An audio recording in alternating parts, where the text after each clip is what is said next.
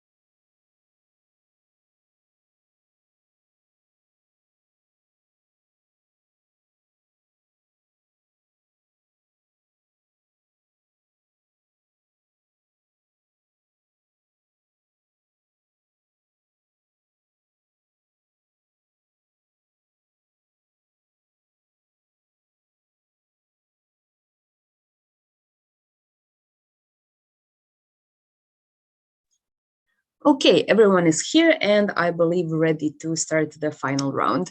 So for starters, everyone, welcome to the grand final. Congratulations to both teams for coming this far and best of luck in today's round. The motion for the grand final reads, this House as the feminist movement would publicly denounce trad wives. If you know about any observers who would like to watch the round, you can direct them to our live stream on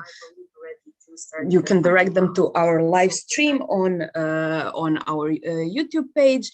After the debate is over, everyone can join the main Zoom meeting where we'll hold the closing ceremony. And here we will announce all of the top speakers, top teams throughout categories, and of course, the winner of the entire tournament.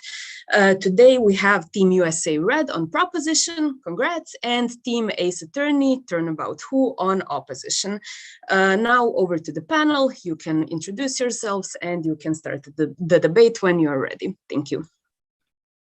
Okay, hello everyone. Welcome to the grand finals of this year's Winter Holidays Open.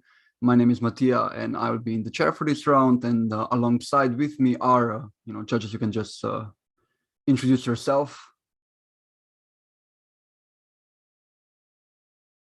You're Jermaine, you're muted. Sorry, Jermaine Barrett from Jamaica. Hi, this is Jami from Bangladesh. All the best to everyone for this round.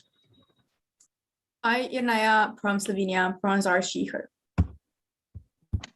Hello, it's Chiang from Vietnam. Pronouns he, him. Good luck. Hi, this is Sabina from Romania. Good luck, everyone. Hi, I'm Paula from Croatia. Best of luck. Okay, thank you very much. And as we heard, we have in proposition Team USA Red and in opposition Team Ace Attorney. I would just kindly ask each team to tell us who is speaking at which position before, and then we can begin. Yeah. On proposition, Kate will be giving the first speech and a reply. Hannah will be giving the second speech, and Jen will be giving the third speech.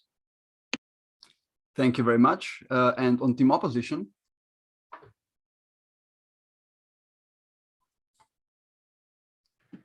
Speaking first is Valley Lin and replies. Speaking second is Grace Lang, and speaking third is Faustina Zheng. Thank you very much. Once again, congratulations to both teams and best of luck. With that, if there aren't any further questions, we can begin these grand finals. As is norm, I will just kindly ask you to state your POI preference before your speech. Otherwise, once again, best of luck. And with that, I call on the first proposition speaker to open this debate and present the case that stands in their name. Hear, hear. Okay, thank you. Can everyone hear me? Okay, I prefer POIs to be visual, but if I don't wave you down in like 10 or 15 seconds or take you POI, I probably just don't see you, so go ahead and say something verbally. For years, trad wives have justified their subservient role in society by claiming not to be an example of oppression, but rather one of liberation. Yet in reality, the kind of liberation that trad wives defend is one in which they only truly liberate themselves from having the ability to access their fundamental rights, both as women and as individuals. Because of this, we are so proud to propose today's motion that this House, as the feminist movement, would publicly denounce trad wives. In today's speech, I'm going to be doing a few things. First, I'm going to get into some framing to set the groundwork for today's debate, before then moving on to introducing our two first substantive arguments. The first on why the feminist movement has an obligation to denounce things that are fundamentally incompatible with them, and the second on the impact in the public and the private spheres. With this in mind, let's get into some framing for today's round. We're going to have two keynotes on framing. First, we want to characterize what we think the trad wife movement actually looks like. We think that a trad wife is a woman who prefers to take a traditional role in marriage, including the beliefs that a woman's place is in the home and that wives should be under a husband's protection. We think there are three things to note within this characterization. First, we think it is clear that the trad wife movement is not one that is trying to practice her own right to a lifestyle. Rather, they are coercing other women into joining the movement. Within this characterization, we want to clarify that there is a massive difference between trad wives and homemakers, or just women who choose to stay home. We think the latter are women who made a personal decision for themselves, whereas trad wives are a movement that believe that all women should make this choice actively encourage women to do so, and they shame the women who choose not to. Their mechanism for doing so is often through social media, interviews and public appearances, and the recruitment of college students. We think the group that bears the brunt of this harmful recruitment is typically young girls. Tradwives target young girls through the guise of typical Gen Z social media aesthetics or relatability, while subtly tying in anti-feminist rhetoric within their content bases. Second, within this characterization, we want to note that the tradwife movement was born in the UK, but it is disproportionately based in the West because it was a response in part to the alt-right type of success of the feminist movement. And third, we would like to note that the tradwives do not consider themselves feminists as they actively condemn the movement. But then our second note on framing is going to be, what does denouncing the movement actually look like? We think this looks like organizations and community groups that consider themselves to be a part of the feminist movement, publicly releasing statements condemning the tradwife movement as a whole. With this in mind, let's get into our first substantive argument, which is going to be a principle about why the feminist movement has the obligation to denounce things that are fundamentally incompatible with them. First, we think it's important to establish the fundamental goal and characteristic of the feminist movement as to challenge the systemic inequality that women face on a daily basis. Given this, we think there are 4 unique reasons why the tradwife movement innately is antithetical to the feminist movement. First, we think that by nature, the tradwife movement was created as a direct response to oppose third wave feminism. Second, we think the movement asserts that women must exist in a subservient role to men. That means the tradwives champion the belief that women need to be protected by men, which prevents them from being independent because they don't think that they can survive without them. We think this violates the feminist principle of having control over one's life. The third reason we think that it's antithetical to feminism is because tradwives believe that women belong in the home and nowhere else, i.e. they are not allowed to hold a job or a professional career, which is in direct contrast with the feminist principle of equal opportunity. But fourth, we think the tradwife movement is rooted in alt-right rhetoric, meaning that it violates the fourth wave feminist principle of diversity and intersectionality within the movement. This rhetoric looks like countless tradwives who claim they took on this lifestyle in an effort to, quote, create as many white children as possible. But finally, we think the tradwife lifestyle is inherently elitist, and that it assumes that everyone can afford to live in a single income household. With this in mind, why do we think the feminist movement has an obligation to denounce tradwives? We think there are 4 main reasons. First, the feminist movement has the responsibility to ensure that women have freedom over their own choices. By denouncing the movement, they encourage women not to give into the tradwife ideology, particularly the impressionable young girls that tradwives target. Second, we think they also have the responsibility to ensure their movement is accessible across socioeconomic lines.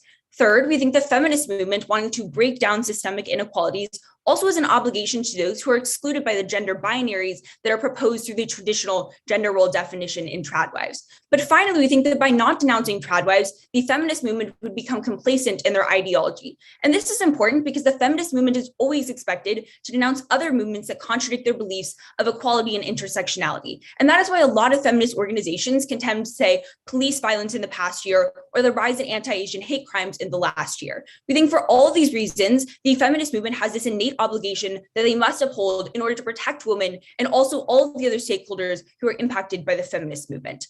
With this in mind, let's get into our second substantive argument on the impact of the public versus the private sphere.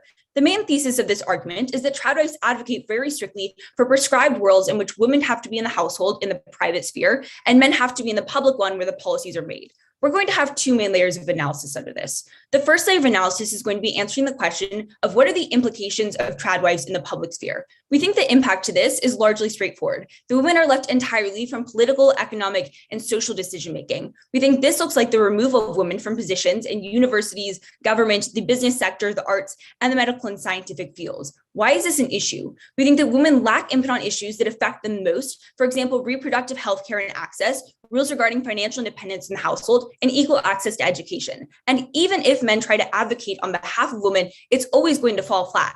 Why? 1, we think that people in power advocate for themselves primarily. But 2, we think the best people to advocate for women are women. They know the issues that they face the most due to lived experiences, and they can make the best solutions. When women are shut out of decision-making in the public sphere, it reinforces the belief that women are, quote, lesser than, because they are literally shut out from holding political power. We think that if a young boy grows up in a world being told that he should aim for social influence, such as becoming a prominent scientist or an elected politician, and then never witnesses a woman holding that position, he will not see those women women as equals because he never works alongside them. Moreover, we think when women themselves, as a part of the tradwife movement, denounce feminism and advocate for women to be out of the public sphere, it gives leverage to men who already thought that, and it legitimizes their belief. We think that finally, it also limits the amount of diversity and discovery in creative and scientific growth, because women are excluded from art and literature movements and also academic and scientific research, despite having unique perspectives to bring as both women and as individual human beings. So why does this necessitate denouncing tradwives?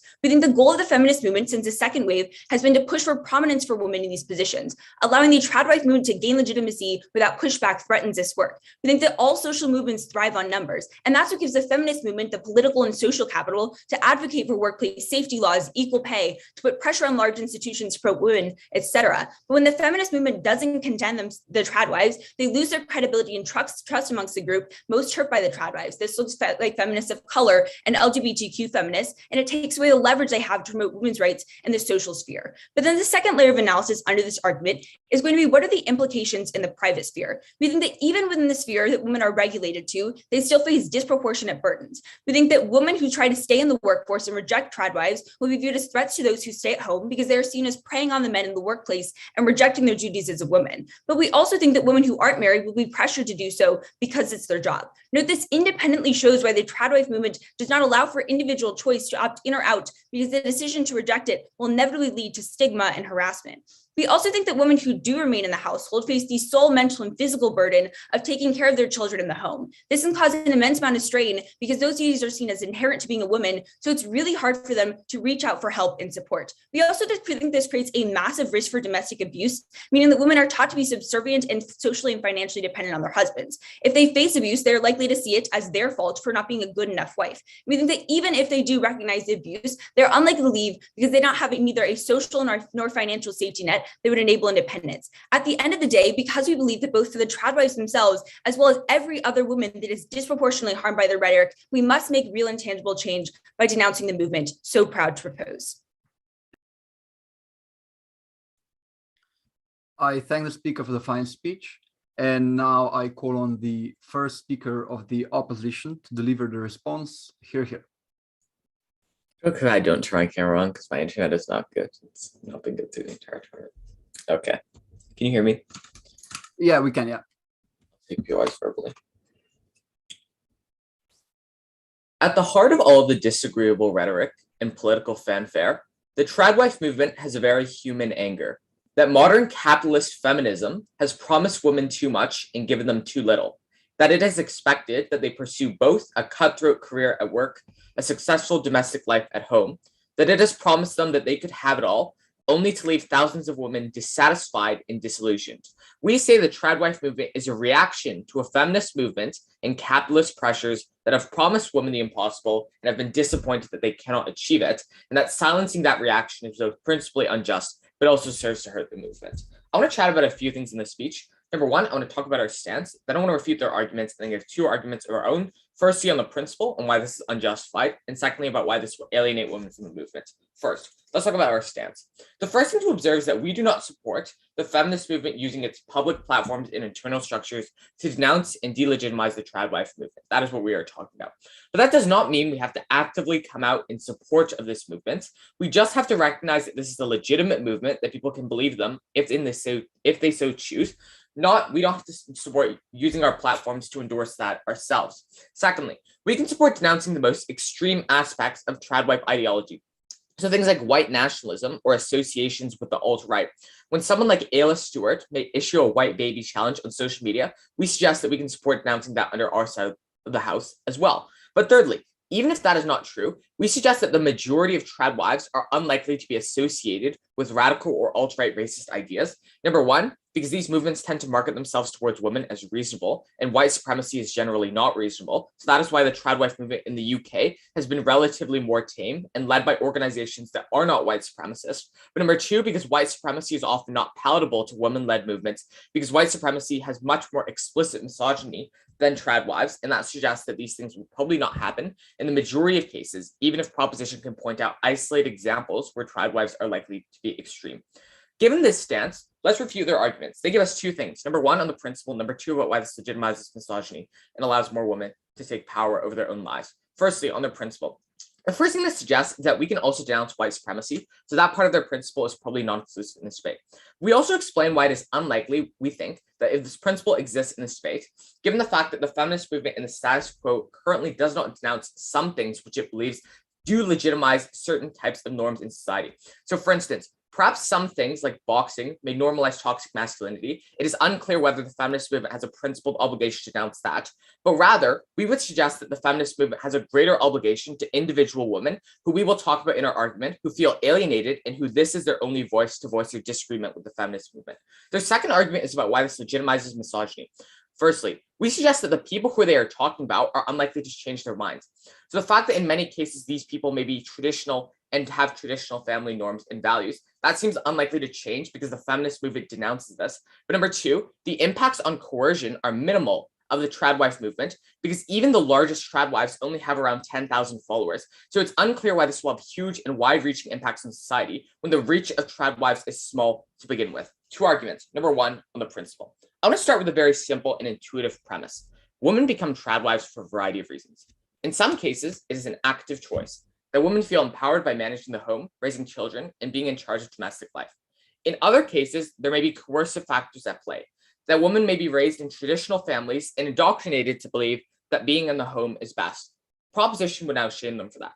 In yet other cases, tradwives are a reaction to a feminist movement who they believe has left them behind. They're dissatisfied with career feminism that has pushed women into workplaces where they struggle to succeed in a male-dominated world. They're angry that the movement has expected them to balance their family life and the double burden of work. Observe, proposition may not like their language, but these are women who push back against a hyper-focus of capitalism and try to find fulfillment elsewhere. But we say that the only way that many of these women feel like they can express themselves is by saying that women ought to be in the home. Because in many cases, that is the language that they use to express the fact that capitalism and the hyper-focus of the current feminist movement on those values has been bad. We suggest then that these are legitimate reactions from legitimate lived experiences. It is unjustified for the feminist movement to demonize these women just because we don't like the way they speak, their language, to pretend like they are evil, where at their core are very legitimate concerns about the message of the feminist movement. This is an independent path to victory. If we win this principled argument, we win this debate. Why? Because even if it results in better utilitarian outcomes, we suggest that it is unjustified if denunciation results in the silencing of voices of women who we say the feminist movement in the past has failed.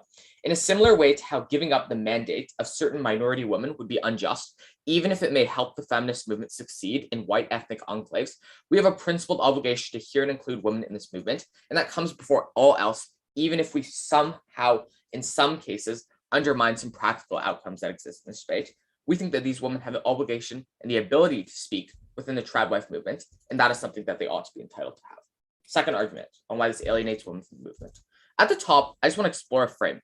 The feminist movement is very difficult for the feminist movement to create a significantly nuanced distinction between tradwives and choice housewives. There are three reasons we suggest why. Number one, because the line between the two is blurred. There is very little concrete and visible difference between a tradwife and a housewife who is empowered with their role and chooses to post photos, for instance, on their Instagram and talk about how much they love their life and their husband. Proposition will reply that the difference between tradwives and housewives is that tradwives believe that other women should adopt their choice as well. And perhaps that semantic difference exists, but it still stands that this is a difficult principle and is a difficult distinction for people to understand because it comes across often in the subtle ways you frame and phrase your messaging, that women who are proud of being housewives and post about how much they love their lifestyle can also be interpreted as being tradwives and supporting and getting other people indoctrinated into that.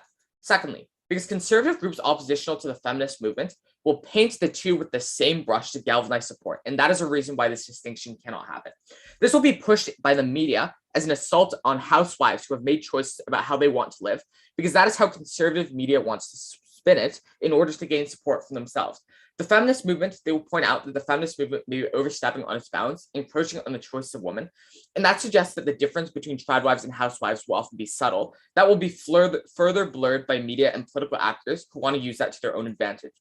The third reason is because many women have different conceptions of what a tradwife is. Some women identify with the tradwife label because they dislike capitalism, others because they desire a stronger stance version of traditional choice feminism. They may not necessarily believe in the most radical beliefs of tradwives, but they will be roped in with the denunciation nonetheless. We suggest then that this will alienate women from feminism, and not just trad wives, who we think probably are unlikely to change in our small number, but the other actors who we suggest are going to be lumped in. We suggest there are two groups that are especially impactful. Number one, on women who are housewives and do leave the workforce. They will feel attacked under the world of proposition when a feminist movement is now denouncing them for the choices in their lives. Denunciation is awfully reductionist.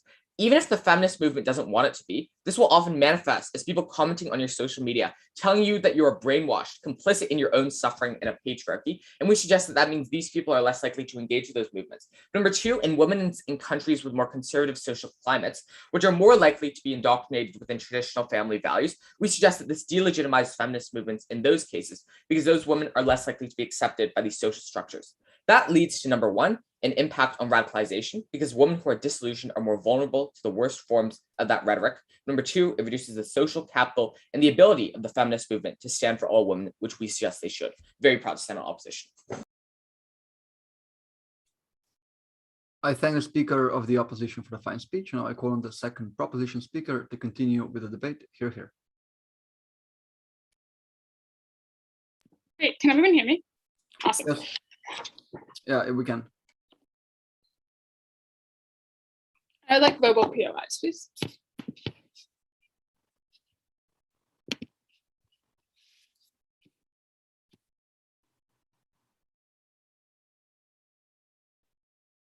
What the opposition misses in today's round is that the trad right movement is at its most basic level reactionary to the equality politics that the feminist movement advocates for. There is no world in which the trad right movement secretly pushes for like the real best interest of all women everywhere, regardless of their orientation, regardless of the way that they choose to live their lives in their marital status or where they choose to work or any of the freedoms within their life. Because the trad right movement fundamentally wants to undo the work perpetuated by the feminist movement beyond the second wave. We are so proud to propose today's motion. In my speech, a few things. First, some top-level notes on framework, then two key questions in today's round. Finally, the third sub on proposition. With that, I want to quickly address the characterization that the opposition gives you at the top of their speech, where they say that they, on their side, access the ability to denounce very extreme things like the right-wing nationalism branch on like the trad right movement, and also that like this actually doesn't exist because right-wing nationalism isn't super palatable. We have two responses here. Number one, we think the fact that they are able to like perpetuate alt-right beliefs is very, very on brand for the trad right movement, because they use the fact that it is unsuspecting in order to make it more palatable to people. You usually don't realize that you're being indoctrinated into the alt-right, and the trad right movement uses this to their ability by usually like sucking you down an echo chamber on social media through algorithms, and also making their ideology look a lot less watered down. I mean, a lot more watered down than it actually is. Second response here is that we think that they can't just like get rid of the alt-right movement within trad wives. It is very, very inherent, right? If you look up trad wives in Google, which I assume the other team did because it was a prepared motion, the first thing you're going to see is how incredibly linked the trad right movement is to the alt-right. So they can't exactly say like, oh, we're going to condemn it, because that would end up just like condemning or denouncing like a vast majority of the trad wives, which basically puts them on the proposition side. With that, first question in today's round is there a duty for the feminist movement to denounce the movement? What do they get on their side of the house? They say that this is a reaction to the feminist movement, that it is a very legitimate political movement, and that notably, the reason that women become trad wives is because they feel betrayed by feminism and they want like a real anti-capitalist movement. We have three responses here.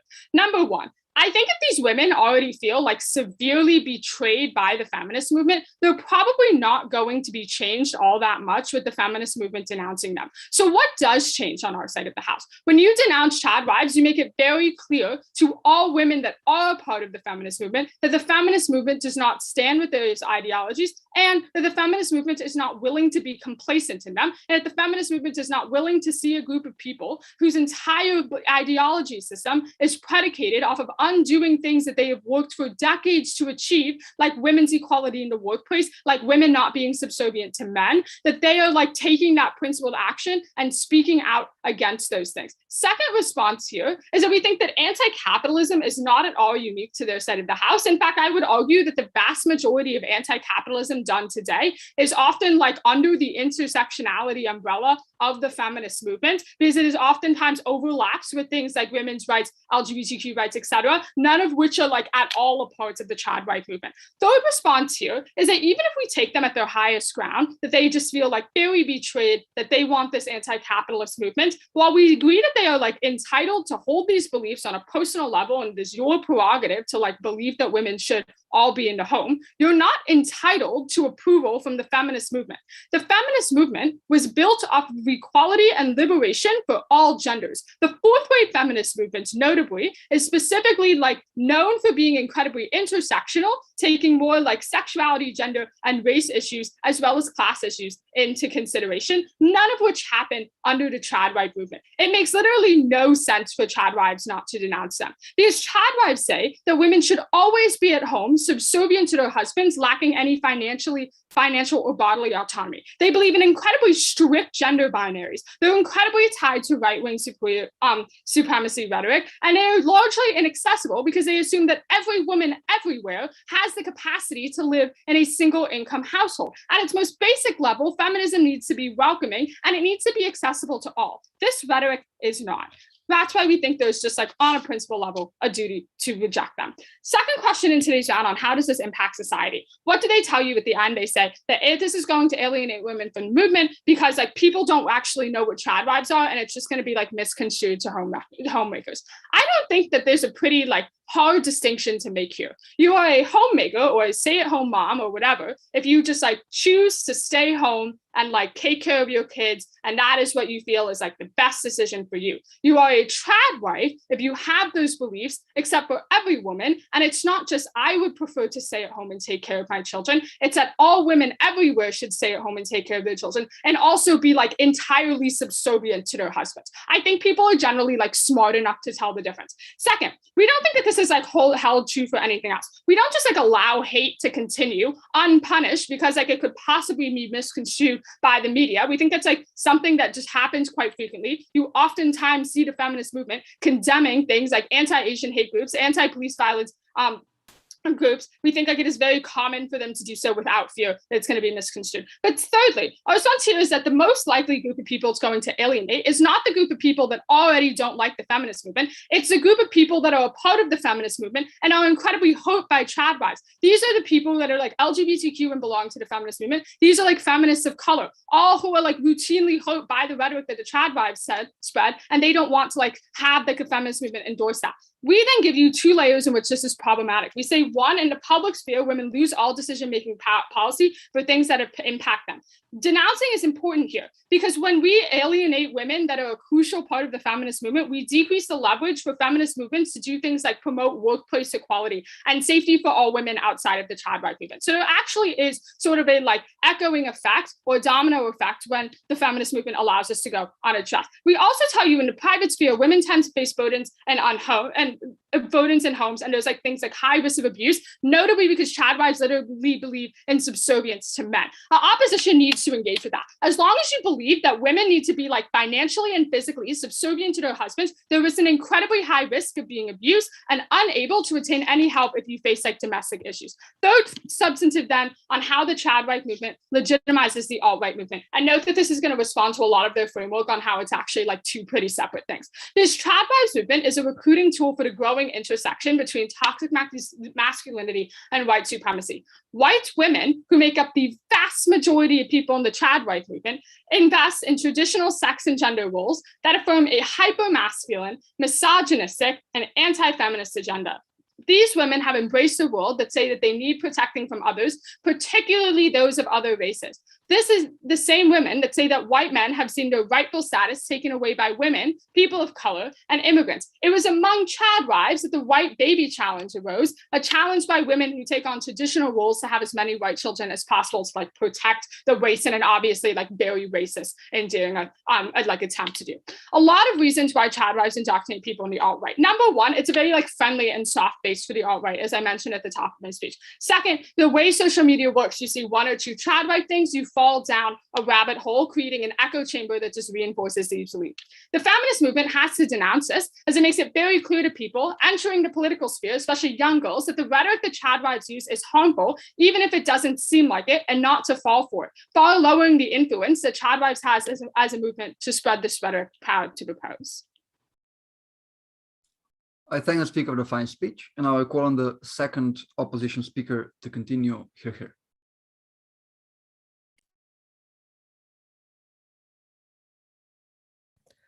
Am I audible?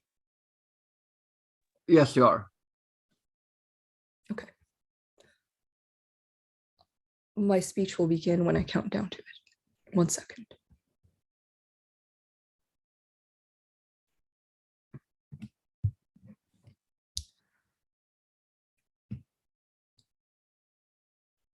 I am going to begin my speech in 3, 2, 1.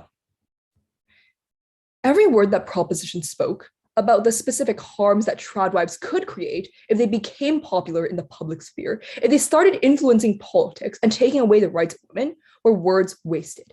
This is because this isn't a debate over the harms of tradwives. This is a debate over political strategy that the feminist movement was utilized in order to ensure that first, it targets the people that need to be targeted. The foundations of movements such as hypermasculinity or the alt-right or very severe misogyny, rather than their symptom, which is women convinced into these ideas. They needed to prove that they don't isolate very vulnerable women, many of which themselves are initially opposed to the feminist movement. It is because of this. It is because the feminist movement is the most helpful and should be the most helpful to the women who are the most likely to reject it. Because the feminist movement should be dedicated to changing the minds of women and improving their lives. Because the women whose minds can be changed are the ones who have different opinions in the first place and are therefore most vulnerable. For every Abby Shapiro or girl defined, you will have women who are hurting. You will have women who perhaps genuinely buy into the idea of female empowerment or believe that women need to have better lives in a way that is distinct from the ways that men do have, or simply duped by the idea that the new set of feminism, that the new roles imposed on them, a new set of gender roles rather than liberation. We think to do so, you cannot denounce them. You cannot say that their opinions are inherently invalid. You cannot isolate them to places that they will become increasingly radicalized. First, I am going to take into question the obligation of the feminist movement to challenge not only everything that is anti-feminist, but also spend immense amounts of attention on this one. Because to actually prove this principle, they couldn't just prove why this is harmful. There are a lot of things in this world that are harmful or potential threats to feminism. Aside from boxing, there are the cultural norms of a lot of nations around the world, such as China, where the virtues of good wife are still touted, even though the encouragement of women going to higher education is steadily increasing, and the encouragement of women including wealth is steadily increasing. But we don't think it's productive to, for example, spend a lot of political capital, time, and attention on encouraging feminists to criticize them, because that is likely going to be perceived as an Orientalist attack and create Orientalism within the movement than anything else. This proves that if you want to challenge something, if you want to challenge a certain narrative, it will have to end up actually being productive for the goals of the movement, which is female empowerment, specifically female empowerment in terms of making women's lives actually better.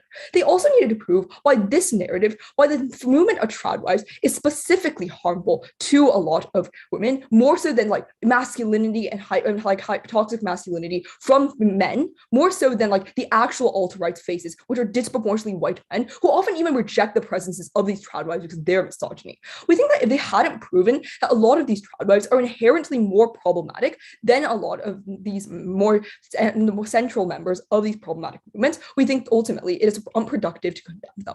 But Riley's given you a counter principle that takes this down, because I don't think the feminist movement necessarily has an obligation to taking everything that is problematic down, because that is unproductive, as I said, potentially harmful, and ultimately not the point of the feminist movement if it wants to challenge everything else instead of actually bring up its positive benefits. Riley's proven to you that the feminism is about choice. It's about recognizing there are valid reasons behind many people's choices. It's about recognizing that women could be still influenced by ideas of patriarchy, by ultimately the notion that women are inferior, not because they actively want to harm women, but because they want to do things that are better for themselves. They believe that it's actually beneficial. We think that recognition of its validity is directly clashing with the denouncing of these trad wives that proposition needs to support, because when they denounce the validity of these trad wives, they denounce the fact that women could possibly make decisions that are antithetical to the feminist movement and must be recognized in its implications. They denounce the idea that women might have different lived experiences, and shutting them out, importantly, denies them access to both the language of the feminist movement on how to phrase female empowerment and even tools to female empowerment. Because I would like to question the idea that these trad wives are inherently antithetical to feminism. Sure, perhaps they might not explicitly support things like the Equality Act or equal pay, but quite a lot of these are very adamant against abuse from their husbands, because they believe that like protecting their wives, as stated in the info slide, is a familial virtue. I think that as a result, a lot of their support could be important in important issues. But even if we don't think that their support is important, that is never the stance that opposition had to be burdened with taking in this debate. We simply had to prove that these women should be left alone, that these women should not be mentioned by the feminist movement. The feminist movement is so much more productive when spending time on promoting the fact that education for women has its independent virtues, that women should go into jobs, and promoting them to at least provide counter content in the face of young women who are going on TikTok and potentially finding either trad wife or feminist TikTok and writing down the correct, let's say, the political path. What then is this? This is impact. This proves that we think a proposition is actually going to be even worse at isolating a lot of women. I think Ratley's given you a lot of mechanisms for this that they haven't fully dealt with. We've proven to you multiple times that housewives are likely going to be groomed with trad wives. Why is this the case? They say they won't because housewives do not explicitly condemn a lot of other women for having certain choices, but who's to say they don't? Because a lot of the beliefs of trad wives exist on a certain spectrum. A lot of women internalize the idea that men and women have to have certain separate roles in society, and women might do certain things better than men. This looks like why a lot of others who are not outright conservative or outright politically alt-right are still people who choose to be the first ones to take maternity leave, to be the first ones to take care of their children and leave their job. We think that this shows that not only do a lot of women harbor remnants of these beliefs that are mentioned in the info side as specifically attributed to trad wives, this also means that they'll likely be very sympathetic towards these trad wives and they see them being condemned by the feminist movement. This is because they're going to perceive this attack on these trad wives as merely an attack on women who want to live their lives and have certain different beliefs in them, because it is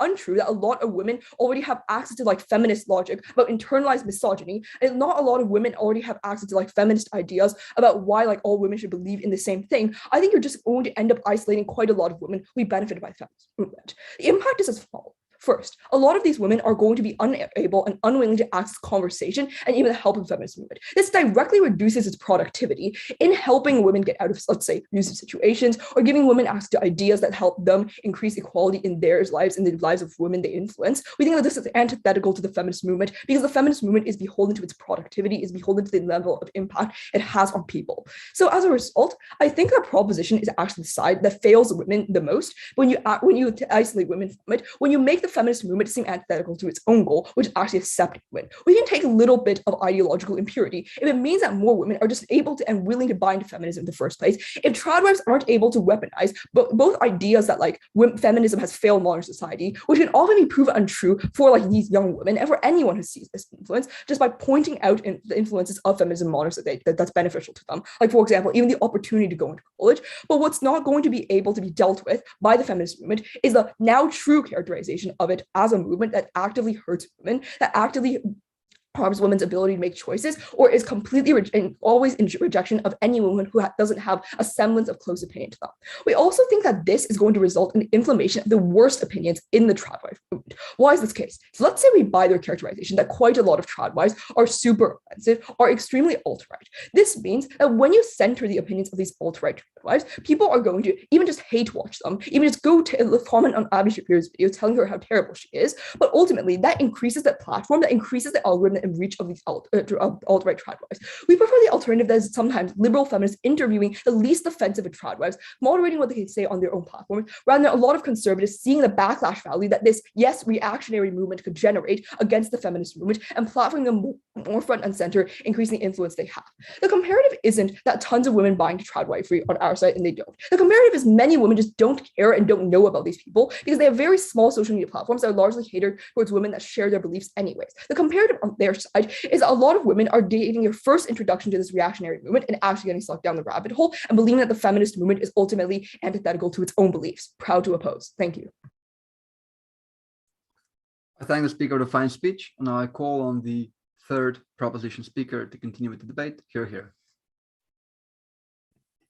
I prefer verbal POI, so just unmute. I think the opposition is largely mischaracterizing what the trad wife movement is. It is a direct opposition to the feminist movement and all of its values and all that it is trying to achieve. They are saying things like women can only stay at home, women cannot protect themselves and must be protected by their husbands. This isn't something about the language that these people use. This is simply the values that they have that are entirely antithetical to equality. And this is a movement that is spreading, and that is why we must denounce it. 3 questions in this speech. Firstly, what is a trad wife movement and what are its implications? Secondly, which side of the house better impacts women's rights and the feminist movement? And thirdly, which side of the house better impacts rights in general? On the first question of what is a trad wife movement, on the top note that in framing and in the rest of their speeches, they say that they won't denounce a trad wife movement, but they'll just ignore it. Note that this is the exact same thing as supporting the movement because you're being complacent in its language. You're being complacent in the idea that women must belong in the home. We think this is principally unjust. On this idea, they give you 3 main arguments. Firstly, they say that this is a legitimate reaction to a legitimate problem. 2 problems with this argument. Firstly, note that the feminist movement can be anti-capitalist as well. There are a lot of other movements that are anti-capitalist, i.e. the feminist movement in and of itself believes that women are being exploited for their labor in capitalism. We think this anti-capitalist rhetoric is going to exist on either side of the house. We just protect women's rights as well. Secondly, we believe the people who are trad wives don't have the right to just be ignored by the feminist movement because it goes against everything that they stand for. We give you 4 independent reasons, and I'll tell you about them later and explain them more as to why they're entirely antithetical to the feminist movement. And that is why we believe that the movement has a principal obligation in order to oppose it because it goes against everything they stand for. I think a good analogy is this. The climate change movement is going to denounce big corporations to support things like coal. Even if it does infringe on the rights of that company, they're still going to do it because there's a certain limit to the choice that individuals can make. We still think that protecting women's rights in general is a much better indicator and is a much better mechanism for expanding choice on our side of the house. The comparative is very, very simple. The feminist movement is simply saying that women can either go to work or stay at home. It is a choice that women themselves can make. The trad wives movement is that women can only belong in the home, and this is very extreme rhetoric that people are using in order to promote this. They just say, oh, their language is just the only language they can speak and the only way they convince their ideas. I just don't think someone saying you are a bad mother if you go to work is something that is based on your language. I think it is simply the idea that you have and simply the idea that women are not equal to men. Second idea they make on this argument is that you cannot distinguish people in the trad wives movement from homemakers. I just don't think this is true at all. They're not similar whatsoever because housewives just want to stay at home because it is their own choice. They might enjoy their lifestyles. Trad wives are people who are trying to spread a movement, who are trying to spread an ideology, go to college campuses, spread the idea on social media that women can only belong in the home, not the women can stay in the home. I think it is a very clear distinction, and they're just trying to say, oh, it's going to be easily muddled. I just think the distinction is very clear. People can see it. Third argument they make on this idea is that women should have the choice in order to stay at home. We agree, but we think the trad wives movement uniquely decreases the choice that people have. Why is this true? We gave you this in framing. The large majority of the way that the trad wives movement increases the number of people who support them is through things like social media, targeting young girls who haven't formed their opinions about equality yet. We say that in those instances, the trad wife movement is literally taking away the choice from these women and from these young girls because they're only presenting one side of the spectrum. They're only saying you have an obligation to stay at home. You can't go to college. You can't go to work. And we say that on net decreases the choice that women have overall. Third argument, or second question in this debate, is about the question of women's rights and the feminist movement. We gave you 4 independent reasons as to why the feminist movement and the trad wife movement are entirely antithetical and why not announcing the trad wife movement is going to decrease the ability for the feminist movement to become more successful. Firstly, we say because it is a direct response to the third wave of feminism. You know, it is against the idea of having more equal rights because women cannot protect themselves. They have to be protected by men. Secondly, is the idea that women are subservient to men. I think this is just very extreme rhetoric that trad wives actually do use. They're trying to paint trad wives as a very moderate movement of people who are just anti-capitalism. They're not anti-capitalism, they're anti-women. They say that women cannot protect themselves. They say that men must protect women. Third thing is that women can only belong in the home. The idea of the feminist movement is that women can do whatever they want, not that they necessarily have to stay at home. Fourthly, it is in a lot of alt-right rhetoric, specifically the fourth wave of feminism is trying to promote intersectionality and decrease gender binaries and say that you don't have to do something simply because you are a woman or a man. We say this decreases on their side of the house. But fifthly, and more importantly, I think this is something they do not engage with in this entire debate, is that the trad wife movement is inherently elitist. The feminist movement has an obligation to those who may not have the resources to just stay at home. Families who cannot just rely on a single income and have to have the women go out to work. We say this shames them, and we say this decreases their choice. Why is denouncing so important? We think it like creates the sense that women and the feminist movement are not being complacent in this ideology and are actually able to change the rhetoric of like trad wives and not say that, oh, like women staying at the home is somehow like a form of equality. We think bigotry, like crowded and like shaded in like feminism, is still bigotry. More so, we say that in the public and the private sphere, there's still going to be a decrease in like the ability for women to access their basic rights. This is independent of anything in the feminist movement becoming successful. This is just about the basic lives and the daily lives of women. What do we say? Firstly, we say that in the public sphere, it means that women can't go out, they can't be politicians, they can't influence policy decisions. We say this is important for the long term because it increases the ability for women to access their rights because they're the only people who really understand what they need and have the incentive to protect their rights in the future. But secondly, we say this exists in the private sphere. We give you a few examples as to why this is true. Firstly, is because women who stay at home, let's say homemakers, and we take all of our arguments at their best to take their stakeholder, we said that those women feel pressure that they can't reach out for help because it is their obligation to take care of their family, and then they can't take care of their family well. Maybe they don't have the resources, they don't have the time. We say we should give them the ability to reach out for help. We also think this looks like domestic abuse and thinking, oh, I need to serve my husband. Oh, my husband protects me, so I need to serve him. So anything that he does is okay because he is protecting me. We see this increases domestic abuse on their side of the house. This isn't about the feminist movement. This is simply about the ideology and the opinions that people within the trad wife movement have. We think it is very important to change those opinions. They say that, oh, you need to change the opinions of the minds of women, and that is the goal of the feminist movement. Firstly, I think the goal of the feminist movement is also to protect the rights of those who already support it, i.e. promote more legislation and condemn ideologies that decrease their basic human rights. Secondly, I say the only chance that you have to change their opinions is when you challenge their opinions. You don't allow them to believe that women needing to belong in the household is somehow a form of equality. We say this is principally unjust. Finally, they say there's going to be a lot more backlash to this idea. Firstly, by housewives, but we don't think this is going to happen. The distinction is quite clear. Secondly, by politicians and the media who are going to try to paint like the feminist movement condemning trad wives as something that is antithetical to the feminist movement and women's rights in general. Note that the people who are going to denounce the women's rights movements for simply saying that women can protect themselves or women don't belong in the home are people who don't support women's rights anyways. These are politicians and this is media that is going to condemn the feminist movement and is going to condemn women's rights on either side of the house. We say we have the chance to challenge these beliefs. It is much better. And this isn't like a waste of political capital. This is like a public statement going on the media, going on the news. This isn't something like we're trying to change policy. It's simply denouncing them. Third question very quickly is about rights in general, because note that the feminist movement or the trad rights movement is very intertwined with the alt-right movement. And we say that in order to denounce this alt-right movement, in order to denounce white supremacy, you also need to denounce the trad rights movement. This looks like the white baby challenge. We don't think they can denounce that on their side of the house because of the intertwined nature of this rhetoric and the idea of like, for example, when you like open a trad rights movement post on social media, you're more likely to access things like alt-right and more likely to be convinced of those ideologies as well. Very, very proud to propose. I thank the speaker for the fine speech, and now I call on the third opposition speaker to conclude the constructive part of this debate. Hear, hear.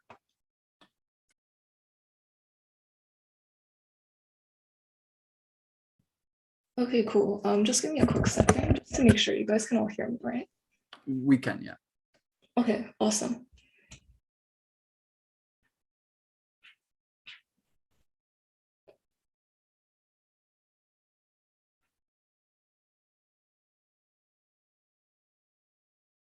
Okay. I'm just going to set up my timer and I'll begin as soon as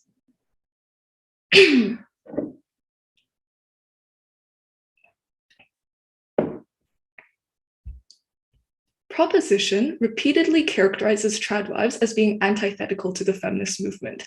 I'm unclear why this characterization is exclusive. We've proven time and time again that the supposed criterion for being antithetical to the feminist movement is also fulfilled by other actors that aren't denounced by the feminist movement out of recognition they are vulnerable. I'd argue that this further prevents Prop from taking down our most important claim on nuance between housewives and trad wives being hard to derive because they themselves cannot distinguish the two.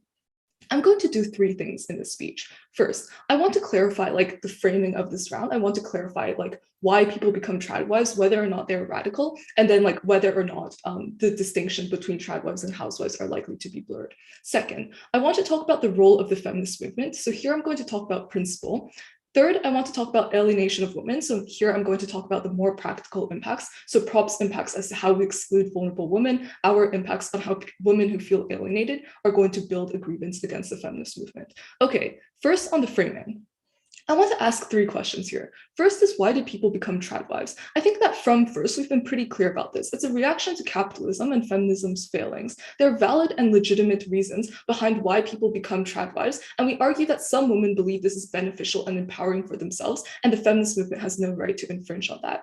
The second question, are tradwives radical? Here there becomes a debate on like white nationalism and alt-right behavior. There are 2 responses to their claim white nationalism can't be made distinct. First of all, it makes their own claim you can draw distinctions between tradwives and housewives, because if people can do that, presumably they are nuanced enough to distinguish between white nationalism and buying into traditional gender roles. But the reason this does not knife us or opposition is because white nationalism and tradwifery's other values exist on entirely separate political planes. So I'd argue that even people who are not very nuanced can distinguish between like white nationalism and tradwifery's like traditional values on women far easier. The second response is that it's easy to explicitly denounce white nationalism. For example, just by saying, I think white nationalism is bad, or denouncing specific behavior that is white nationalist, means that you can denounce that like part of tradwifery, even if you're not denouncing tradwifery itself. So that means that you can just not mention like the aspects of like femininity or the aspects of gender roles when it comes to tradwives, while explicitly denouncing the white nationalism aspect of it. The third question I want to ask is, why are tradwives more likely to be moderate? I think there are 2 like mechanisms for this. The first is there an incentive for tradwives to present themselves as more palatable, as many profit from extolling their lifestyle to other women. So if proposition wants to access any of their impacts, they have to concede that tradwives are probably going to be more moderate. But the second is that a person who has labeled themselves as a tradwife isn't necessarily someone who's crossed the threshold of extremity when it comes to their beliefs, but rather most people enjoy labels because it gives them a sense of identity. The implications of this is that many people, even the more moderate, are going to label themselves. And this goes into like the next line of analysis as to why tradwives and housewives are going to blurred. No, thank you. Because this isn't a debate about the dictionary definition on what tradwives are. It's a debate about who people perceive to be tradwives. Many people have different personal definitions for themselves. Many people identify with tradwivism, even if they don't buy into all of its ideas. Okay, moving into the first theme then, role of the feminist movement. The proposition claim is just that the feminist movement has a principled obligation to denounce things that are harmful to the feminist movement. 3 responses to this. First, this is not exclusive. Many of these reasons are also applicable to housewives. This is evidence that when presented with criticisms of tradwifery, many people will blur the lines between housewives and tradwives. I'm also unclear why Prop hinges their entire case on the definition that tradwives are enforcing their choices on others, when the info site only mentions that some extol their values to others. Extolling values to others also isn't equivalent to coercing or believing it's the only way to live. The second response is the principle assumes our side actively promotes or praises tradwives. Even if this is complacent, we argue that this doesn't really matter unless they're able to prove their practical harms. Third, even if you do not buy into any of this, we give you reasons why this is a legitimate choice and the feminist movement does not have a right to infringe on that. So the opposition claim is that the feminist movement has a principled obligation to protect the choices of women. So it doesn't necessarily have an obligation to denounce things just because they're disagreeable. Rather, we'd claim that their obligation to protect the choices of women and protect the unique ways in which women find empowerment are far more important. So even if the proposition claims are true, and a single tradwife may contribute marginally to an increase in the entrenchment of patriarchal norms, the feminist movement invalidating their experiences and identity is a far greater principled burden that proposition has to bear. Before I move into the second theme on alienation of women, I'll take a POI. By denouncing tradwives, the feminist movement isn't saying we don't believe that you struggle with, say, the impacts of capitalism. The feminist movement is saying we don't think it's okay to believe that all women should be subservient to men. That is the ideology of the tradwives that you actually have to respond to. But the problem with this, though, is that you can't just claim that the feminist movement is only going to denounce trad wives being really explicitly bad, because I think that the problem with this is the assumption that the feminist movement is very cohesive. I think that the problem here is that you're never able to explicitly respond to why the line isn't going to be blurred. I think there's also a clear difference from trad wives and anti-feminists or exclusionary feminists. So there's a difference between not supporting people the movement should support versus not supporting ideas of the movement. So even if you're claiming that the trad wives' ideas are bad, or even if you're claiming that the trad wives' actions are bad, you're still inherently criticizing trad wives. You're still criticizing the ideas or the ideologies that they're based on. I think more than that, though, when you denounce trad wives, you can't say that you're denouncing just their behavior, because denouncing trad wives in and of itself also denounces the reasons why they're trad wives, even if these are legitimate reasons. So I think proposition cannot just claim a lighter burden than they actually have in this debate. Okay, I'm going to move into the practical now. So this is on the role of the, not the role of the feminist movement. This is on alienation of women. The proposition claim is that you exclude vulnerable women, such as LGBTQ and POC women. The problem with proposition's mechanization is twofold. I'm unclear why the feminist movement is strong enough to influence women who are teetering on anti-feminism. It's probably likely neither trad wives or the feminist movement will be the threshold for which A, women are going to be excluded from the public sphere, and B, misogynists will feel legitimized in their beliefs. So I think they're unable to prove the threshold clearly. On opposition, we're far more clear with our mechanization, we're far more clear with our impacts. Women who feel alienated will build grievance against the feminist movement and radicalize. I want to talk about who are the people who are going to feel alienated, because again, it's not just going to be trad wives. Women who are more traditional, women who are connected to cultures which deeply value things such as more traditional gender roles and values are still going to feel attacked. I'm going to argue that this is about perception, because again, people perceive the definition of trad wives differently. And again, when the feminist movement attacks the values of trad wifery, it's probably also going to result in them attacking the values of other things that people hold dear. So, for example, the feminist movement, when it was denouncing sex workers, was originally premised on the basis that sex work was exploitative, but eventually that changed into a narrative about sex workers' moral values and things such as that. So I'd argue that the feminist movement's message can always be diluted and misinterpreted, and this is probably bad. Then I want to talk about the impact of this, right? There are two impacts that we talk about. First is that people will feel disillusioned and alienated from feminism and are going to be drawn more to trad wifery. So this is an even if case. So even if we take prop at their best and trad wifery is bad and radical, we'd argue that this is a more compelling mechanism for women becoming radical trad wives. The second is it makes it difficult for the feminist movement to cater to these specific people because they build specific grievance against the movement due to feeling alienated.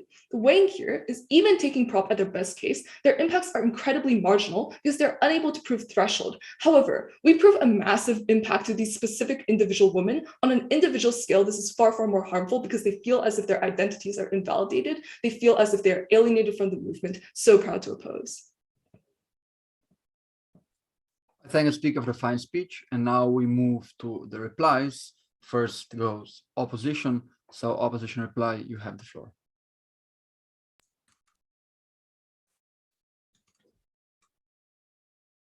Okay.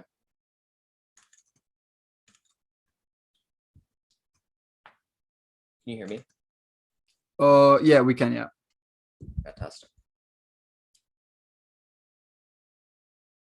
The proposition case in this round was a web of confusing characterizations and uncharitable responses.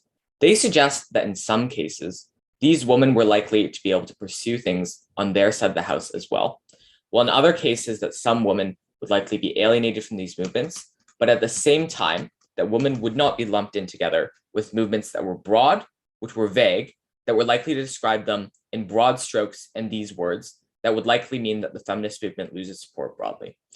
We chat about two things in this speech. Number one, about the principle, and number two, on movements and where we best fulfill our movement dynamics. Firstly, on the principle. This is the fastest way for us to win this debate. If it is the obligation of the feminist movement, we suggest we ought to pursue that irrespective of practical burden. Proposition has not responded to that, so this suggests that if we win this debate. Our argument was that there's a principled obligation to listen to other women who are disillusioned and have no other outlet for their dissatisfaction.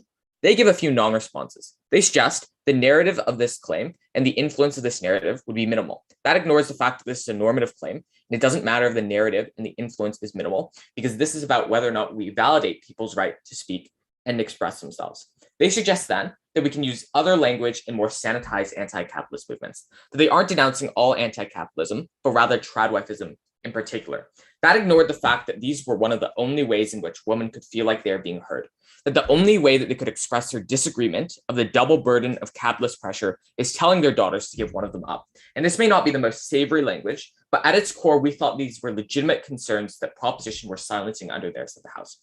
Their argument was that we have obligations to other feminist goals to prevent opposing opinions from being expressed, to prevent people from doubting whether or not progress exists. We gave you two other reasons why you should still get us to debate, even if this principle is true.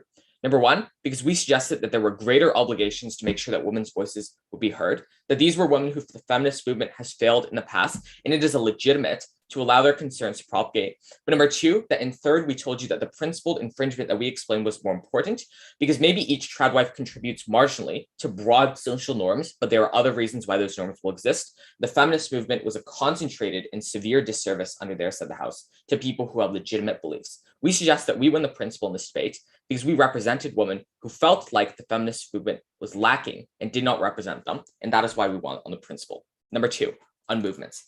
Our argument was on the alienation of the feminist movement. And note how proposition never actually wanted to respond properly for our argumentation. The distinction between housewives and tradwives is vague, and this will alienate a huge segment of the movement. They give a non-response about how they're semantically different. And note how they give absolutely zero illustrations here to illustrate why that is true. They ignored that we told you from first that the distinction was vague. The distinction between a housewife and a tradwife was often blurred at best. Many housewives also make posts on social media about how fulfilled they are with their life, how much they love their children. That conservatives will blur the line that they never responded to using media narratives that advantage them. And like we told you in second, that labels were vague applied to a variety of women who self-identified in one way or another. What that suggested was that all of our practical impacts were true in this round, that housewives, women in the developing world would be pushed away, pushed towards radicalization. And that was a prerequisite for proposition being able to achieve any of their feminist ends in this debate. They needed to respond to that, and the fact that they didn't was quite damning to their case. The second thing that they told you about under this theme was on indoctrination into the alt-right. We suggested that we could denounce the alt-right as well. And the reason why we could was because that is a distinct segment of the movement compared to the feminists that we were talking about. They suggested that the narrative was intertwined, but their only reason was empirical, that if you look at the news, the things you see are radical alt-right women. Of course, that is what you see. We told you that was because of confirmation bias, and that wasn't suggested of a broad and wide categorization of these women. We gave you structural reasons why tradwives were more likely to be moderate, the fact that it was often disillusionary to them, these types of narratives, and why they were more likely under our side of the House to want to support these things. At the end of this debate, we suggest that these are women who were not spoken to, and they may lack the language of team proposition, but we suggest that we should listen to them nonetheless. That is why we're very proud to stand on opposition. I thank the speaker for the fine speech. Now to conclude the debate as a whole, proposition reply. Here. Okay, can everyone hear me? Yeah, we can, yeah. The fundamental problem with the opposition side of the House is that they never engaged at all with our characterization that we have brought to you down the bench. Not only is our characterization the one that accurately portrays tradwives as they actually function and as they are described on the info slide, but we've also taken the op team in their characterization at its absolute highest ground, where tradwives are just housewives who deserve to have their own thoughts. Even if you are a housewife who innately believes in female subservience, you are not entitled to be coddled by a movement built off of and founded on the principle of gender equality. That is what we tell you down the bench. It gets absolutely no engagement. We're going to break down today's debate into the principled and the practical class, both of which can lead to a proposition ballot. But what is PROP's overarching principle that is harmful to shame women? We think the crux of the problem with this principle is it is a mischaracterization of tradwives and how they function. We told you that tradwives and housewives are different in their intentions in the first place, that housewives become housewives for a multiple of reasons, because they want to raise children, they like homemaking, or perhaps they want to escape modern capitalism. This is still a choice that exists on our side of the House. But there's a distinction between these women and tradwives for two reasons that we bring you throughout today's debate. That first, the tradwife movement asserts that women must exist in a subservient role to men. This is a characterization that got absolutely no response and has singularly lost the opposition team today's round. That if all tradwives have the beliefs that we are told they have in the info slide, there is a very clear distinction between them and between housewives. But second, we also told you that tradwives are not just showing off their lifestyle, they're actively recruiting people to join their bases of tens of thousands of followers like they tell you. This is just a fact. This is not a debate about whether or not women should be able to show off food or how they keep her household. Otherwise, the motion would be this house would publicly denounce housewives.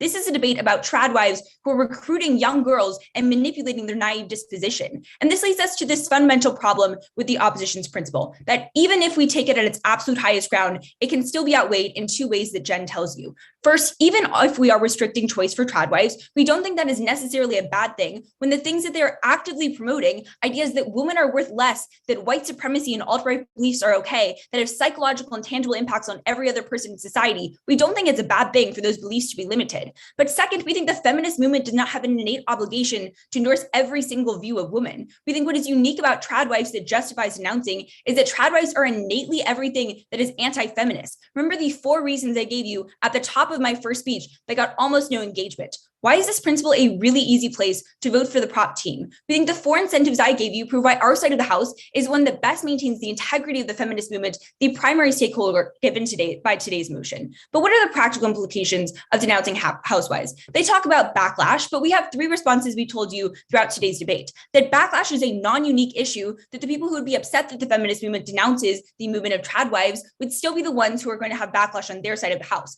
But also the backlash is far worse on their side of the house when the feminist movement doesn't do anything at all. Why do we think this is the case? We think that at best, backlash looks like people feeling bad about not being trad wives and distancing themselves from movement for fear of harassment. But more realistically, we think opposition side of the house looks like people frustrated with the movement for no actions and it's diminished indefinitely. We think this is particularly the case with people of color, LGBTQ feminists who reject the gender binary proposed by trad wives who no longer have the movement to speak up with him and to speak up with them. And that is quite possibly the largest impact in today's debate practically. And there are 3 reasons why this backlash is going to be worse on their side of the house and makes it really dangerous. First, we think there's a long-term precedent set that the feminist movement should not rebuke people against them. That diminishes their power and political capital. But second, the feminist movement loses their numbers, not just from trad wives like op worries, but also from every other woman, which hugely outweighs in magnitude the impact. But third, we also think the diversity and accessibility of movement is severely decreased. What are the distinct benefits we give you that occur when we denounce trad lives? We told you that we decrease recruitment by creating public awareness and disapproval from the movement.